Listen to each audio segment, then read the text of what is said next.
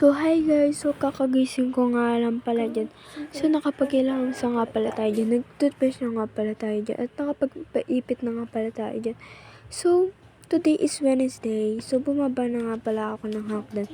Para nga pala, mag-init tayo ng tubig. Kasi nga pala, may pasok tayo ngayon guys. Kasi nga pala, wala nga pala tayo papasok na Monday, Tuesday. So, grade 6 na nga pala tayo guys ngayon. Pasukan.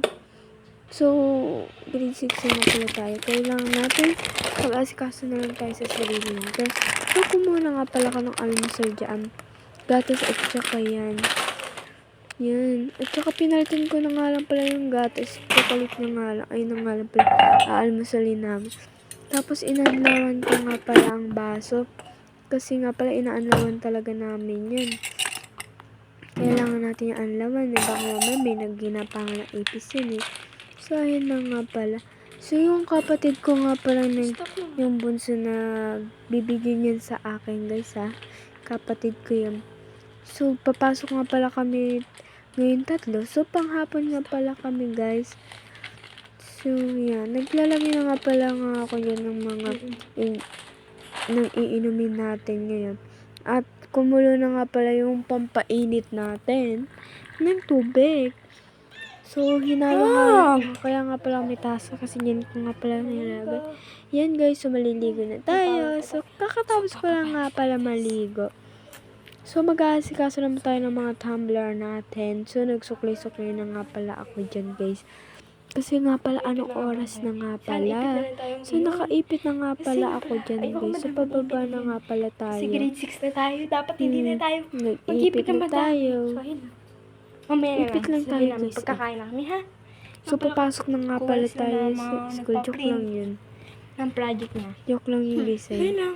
Bye-bye. Kapatid ko yun nga pala yung taga-video. Ang galing nga pala yun. So, yan. So, maglalagay nga pala tayo ng tubig sa tumbler natin.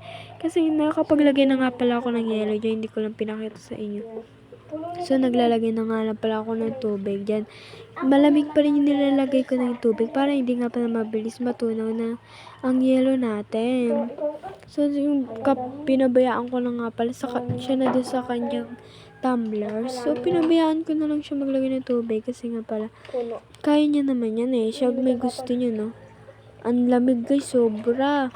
Super lamig. Kasi yung picture namin may So, yellow.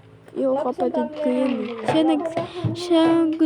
Siya nag-ipit ng sarili niya. Gusto niya daw ganyan naipit. Pinabayaan ko na guys. So, sa kapatid ko nga pala. So, kumuha na nga pala ako 3 pillows para pang baon nga pala namin. Nilagay ko na nga pala dyan yung mga tumbler namin. So, kasi nga pala, umalis nga pala ate ko. Nagpa-print ng project ng kapatid ko. So, naghain na nga pala ako dyan kasi nga pala magtatanghalian na nga pala. So, naglagay na nga pala tayo dyan ng kanin. So, 3 nga pala kami. Kaso kami niyong bunso ko, maghahati na lang kami sa pagkain. Sa kanin at sa ulo. So, guys, kaya nga pala bawasan yung hotdog kasi nga pala kumuha na kami.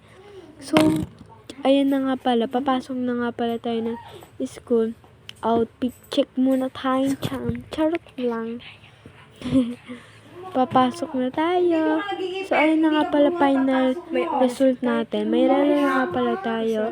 Diyan. So, bukas na nga lang pala yung party natin guys.